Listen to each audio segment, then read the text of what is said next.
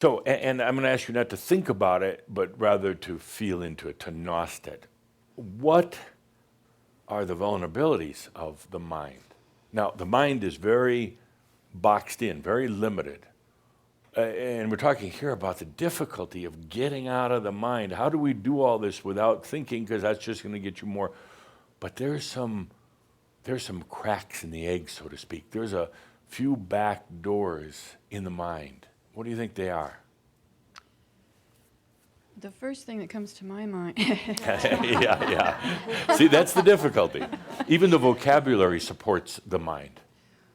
What my sense is, or the best way I can get out of mine, is to go to nothingness. To go to nothingness, okay. So I think nothingness might be a vulnerability of mind. Okay. Are you successful in going to nothingness? I am. I'm not successful in staying there. In staying there, okay. Yes. What happens when you're in nothingness? Why can't you just stay there?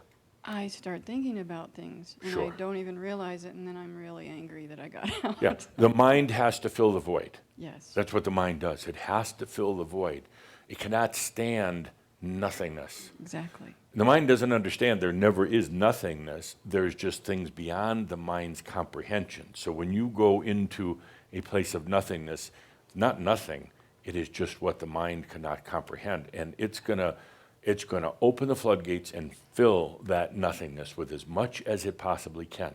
Yes. 3 times as much as it normally would be filling that space. So then what happens? You're in nothingness, suddenly you're flooded with thoughts. What do you do next? I realize I'm thinking about them, and I get mad, and then I go back into nothingness. Yes. And then after you go back into nothingness, then what happens? They come back again. And they come back again. And then how does this all end in one of these bouts with nothingness? It can end 2 ways. The best way is when I can stay there for a while, and that's just absolute relief. It's the only place I really feel good right now. Or I get up and go do what the mind is telling me to do. Right. It's making problems and trying to solve them. Yeah. What's the longest sustained time you've ever had with nothingness?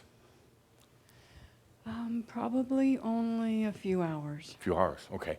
And that was a trick question because if you're in nothingness, you wouldn't have don't any know. awareness of time and it wouldn't really matter. No, it's very, very difficult. And you'll have brief moments of that, the beauty of nothingness, which actually is not, but the mind will fill it up. And the mind will actually play along with you for a little while and say, okay, you be in nothingness for a little while here, and you pretend you're in nothingness, but watch what happens in about 47 minutes. Yes. Yeah. Yes. And it fills it back up. And then it's so damn frustrating. And you're like, what did I do wrong? And do I have to go off to sit on a mountaintop in India and learn how to do this? Nah. Because their minds are filled with the same crap. They're just sitting on a mountaintop, you know. Yeah, good. Thank you.